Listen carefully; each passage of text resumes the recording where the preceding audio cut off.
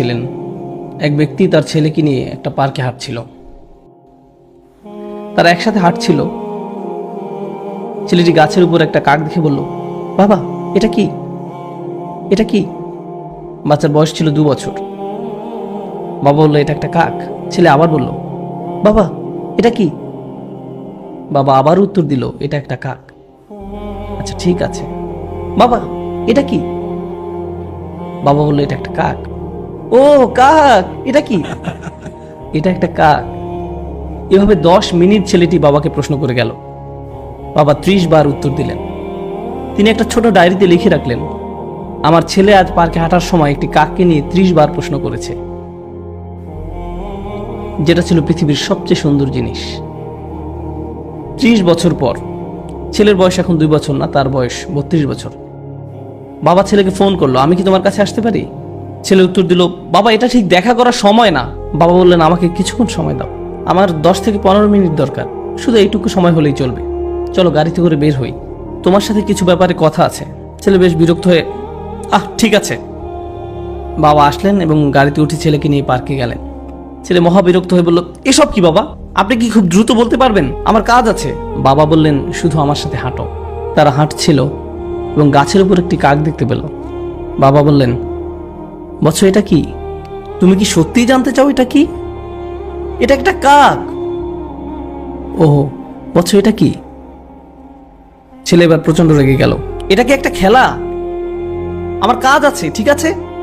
এটা একটা কাক, আপনি কি দেখতে পাচ্ছেন না? আমি গত মাসেও আপনাকে নতুন চশমা এনে দিয়েছি। আমার সাথে এমন কেন হচ্ছে?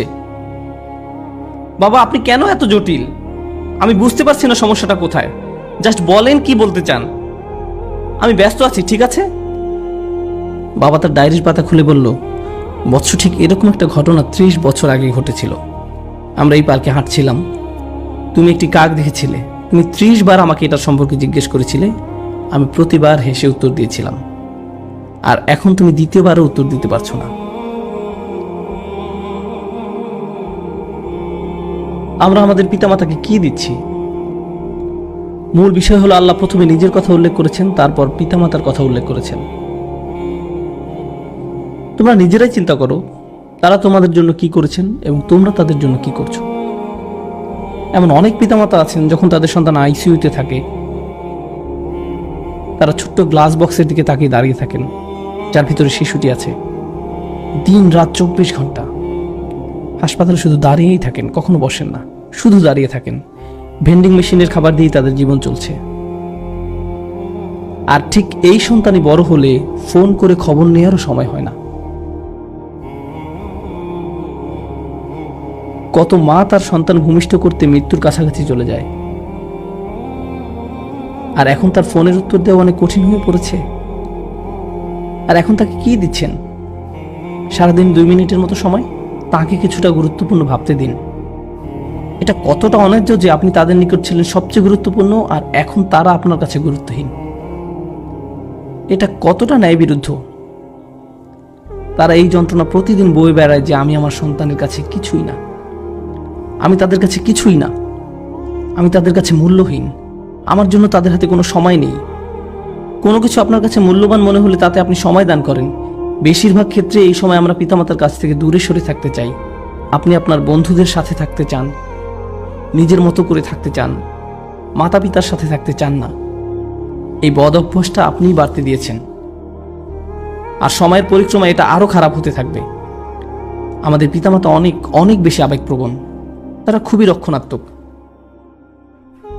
এটা বুঝতে পারবেন না যতক্ষণ না আপনি নিজে পিতামাতা হবেন। আপনার বয়স 60 হলেও আপনি তাদের কাছে শিশু। তারা এখনো স্মরণ করতে পারে আপনার ময়লা ন্যাপকিন পরিষ্কার করার কথা, আপনাকে দুধ খাওয়ানোর কথা, কিভাবে ঢেকুর তুলেছেন, পিছনের সিটে বসানোর পর কিভাবে আপনাকে পরিষ্কার করেছে, খাইয়েছে। আপনি স্মরণ করতে পারেন না, কিন্তু তারা পারে। আমার সন্তান এটি মনে রাখবে না। গাড়িতে বসা অবস্থায়, আব্বু টয়লেটে যাবো, টয়লেটে যাবো, টয়লেটে যাবো, হঠাৎ করে সে চুপ হয়ে যায়। আমি বললাম, জানালা নামিয়ে দেয়, এখনই সময়।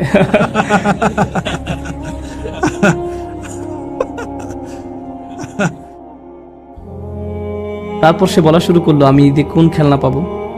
আমি ভাবলাম, ওকে, গাড়ি চালানোর জন্য আজ ভালো সময় নয়। তারপর সে যখন কলেজ থেকে গ্রাজুয়েশন করেছে, একদিন বিয়ে করেছে, সে তখন আর এটা মনে রাখবে না। কিন্তু কে কখনো ভুলে যাবে না? আমি কখনো ভুলে যাব না। আমি ভুলবো না তাকে কিভাবে বাথরুমে নিয়েছি, তাকে পরিষ্কার করেছি, জামা পরিয়েছি।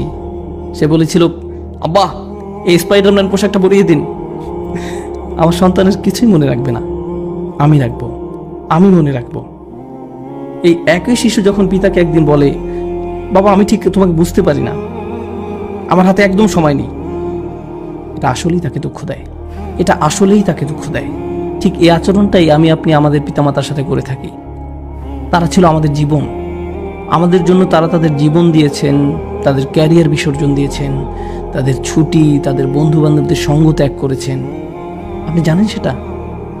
আমি এটা এখন জানি, আমি তখন জানতাম না। আপনি আসার আগ পর্যন্ত তাদের জীবনের এক ধরনের পরিকল্পনা করা ছিল, আর আপনি আসার পর আপনি হয়েছেন তাদের